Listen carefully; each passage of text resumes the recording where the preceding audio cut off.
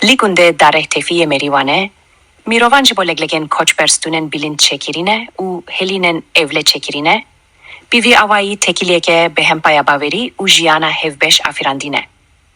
Li gorî rojnameya Hamihan, ev destpêşkerî bûye sedema ku dîvan salên dawî de her havîn nêzîkî 800 legleq vegerên gund, hêkan bikin û çêlikên swê mezin bikin.